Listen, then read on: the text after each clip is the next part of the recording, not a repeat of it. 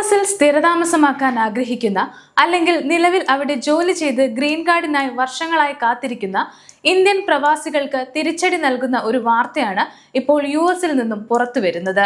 US department of state പുറത്തുവിട്ട 2026 July മാസത്തെ visa bulletin വലിയ മാറ്റങ്ങളാണ് പ്രഖ്യാപിച്ചിരിക്കുന്നത്. ഇതിൽ ഇന്ത്യൻ അപേക്ഷകർക്കായുള്ള ചില പ്രധാന വിസ വിഭാഗങ്ങൾ താൽക്കാലികമായി നിർത്തലാക്കുകയോ അല്ലെങ്കിൽ കാത്തിരിപ്പ് തീയതികൾ പിന്നോട്ട് പോവുകയോ ചെയ്തിരിക്കുകയാണ്. എന്താണ് 2026 ജൂലൈ വിസ ബുള്ളറ്റിന്റെ പുതിയ അപ്ഡേറ്റ്? ഗ്രീൻ കാർഡ് ക്യൂവിലുള്ള ലക്ഷക്കണക്കിന് ഇന്ത്യക്കാരെ ഇത് എങ്ങനെ ബാധിക്കും എന്നതിനെ കുറിച്ചാണ് നമ്മൾ ഇന്ന് നോക്കുന്നത്. എന്താണ് 2026 ജൂലൈ മാസത്തെ വിസ ബുള്ളറ്റിൻ? എന്താണ് പുതിയ മാറ്റമെന്ന് ആദ്യമേ ഒന്ന് നോക്കാം. പുതിയ വിസ ബുള്ളറ്റിനിൽ ഏറ്റവും വലിയ പ്രഹരമേറ്റിരിക്കുന്നത് തൊഴിലധിഷ്ഠിത രണ്ടാം മുൻഗണനാ വിഭാഗമായ EB2 കാറ്റഗറിക്കാണ്.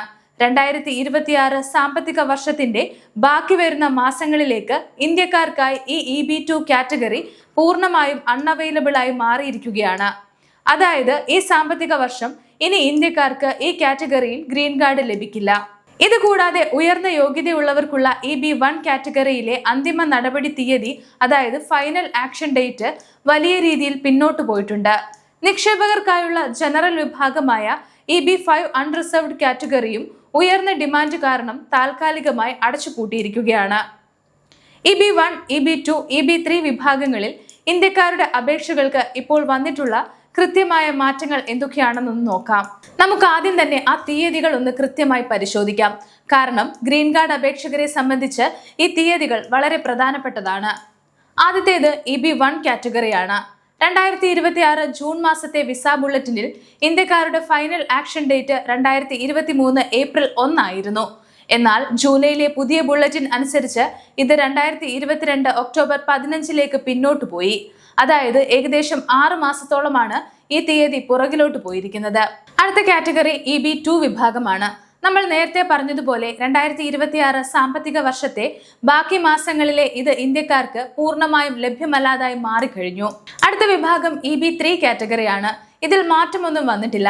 ഇതിന്റെ അന്തിമ തീയതി 2014 ജനുവരി 1 തന്നെ തുടരുന്നു. എന്തുകൊണ്ടാണ് US സ്റ്റേറ്റ് ഡിപ്പാർട്ട്മെന്റ് തീയതികൾ പെട്ടെന്ന് പിന്നോട്ട് കൊണ്ടുപോകാനും വിസകൾ ലഭ്യമല്ലാതാക്കാനും തീരുമാനിച്ചത് എന്ന സംശയമായിരിക്കും നമ്മളിൽ പലർക്കും ഉള്ളത്. നമുക്ക് നോക്കാം. ഇതിന് US സ്റ്റേറ്റ് ഡിപ്പാർട്ട്മെന്റ് വ്യക്തമായ കാരണം നൽകുന്നുണ്ട്. ഇന്ത്യയിൽ നിന്നുള്ള അപേക്ഷകരുടെ എണ്ണത്തിലുള്ള വലിയ വർധനവും അമിതമായ ഡിമാൻഡുമാണ് ഇതിന് കാരണം. അമേരിക്കൻ നിയമപ്രകാരം ഓരോ വിസ വിഭാഗത്തിനും ഓരോ വർഷവും അനുവദിക്കുന്ന വിസകൾക്ക് കൃത്യമായ പരിധിയുണ്ട്. കൂടാതെ ഒരു രാജ്യത്തിന് പരമാവധി 7% വിസ മാത്രമേ നൽകൂ എന്ന പെർ കൺട്രി ലിമിറ്റും നിലവിലുണ്ട്. ഇന്ത്യക്കാരുടെ ഭാഗത്തു നിന്നും EB1 കാറ്റഗറിയിൽ വിസ ഉപയോഗിക്കുന്ന നിരക്ക് വളരെ ഉയർന്നതായിരിക്കുന്നു.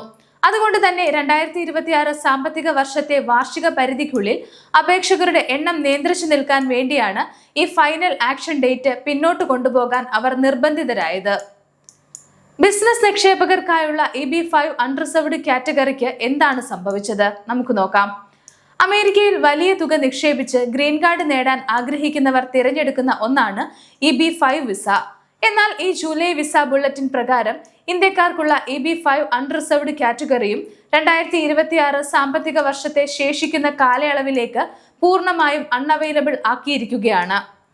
ഇവിടെയും ഉയർന്ന ഡിമാൻഡ് തന്നെയാണ് വില്ലനായത്. നിശ്ചിത കോട്ടകൾക്കായി കൂടുതൽ അപേക്ഷകൾ വന്നതോടെ ഈ വിഭാഗവും താൽക്കാലികമായി നിർത്തലാക്കേണ്ടി വന്നു.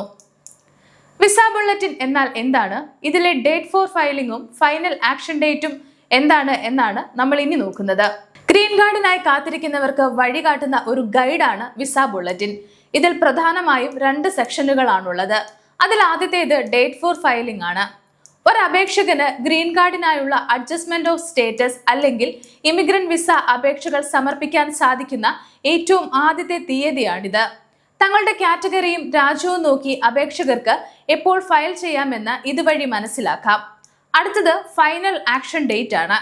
ഇത് നിങ്ങളുടെ അപേക്ഷയുടെ അന്തിമ അനുമതി ലഭിക്കാനുള്ള ക്യൂ ആണ്.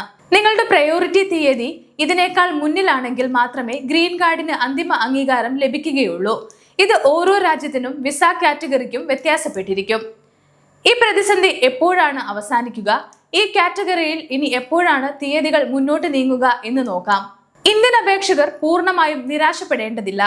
കാരണം ഇതൊരു താൽക്കാലിക പ്രതിസന്ധിയാണ് എന്നാണ് റിപ്പോർട്ടുകൾ പറയുന്നത്. യുഎസിന്റെ പുതിയ സാമ്പത്തിക വർഷം ആരംഭിക്കുന്നത് ഒക്ടോബർ മാസത്തിലാണ്.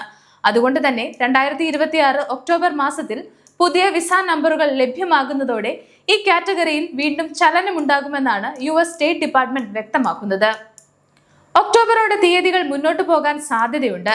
പക്ഷേ അതോടൊപ്പം ഒരു മുന്നറിയിപ്പും അവർ നൽകുന്നുണ്ട്.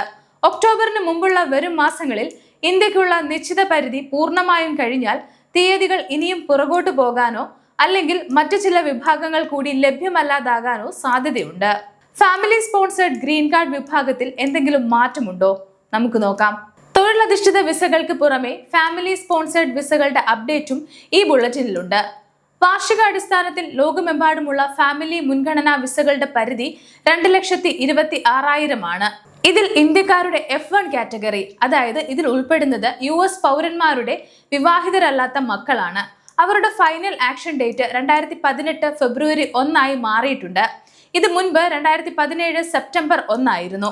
അതേസമയം സ്ഥിരതാമസക്കാരുടെ പങ്കാളികൾക്കും കുട്ടികൾക്കുമുള്ള F2A കാറ്റഗറി മാറ്റമില്ലാതെ 2025 ജനുവരി 1 തന്നെ തുടരുന്നു. ചൈന, ഇന്ത്യ, മെക്സിക്കോ, ഫിലിപ്പീൻസ് തുടങ്ങിയ രാജ്യങ്ങളിൽ അപേക്ഷകർ കൂടുതലായതിനാൽ ഇവിടെ വിസകൾ കൃത്യമായി വീതം വെക്കുന്ന പ്രോ റേറ്റിംഗ് സംവിധാനവും ബാധകമാണ്.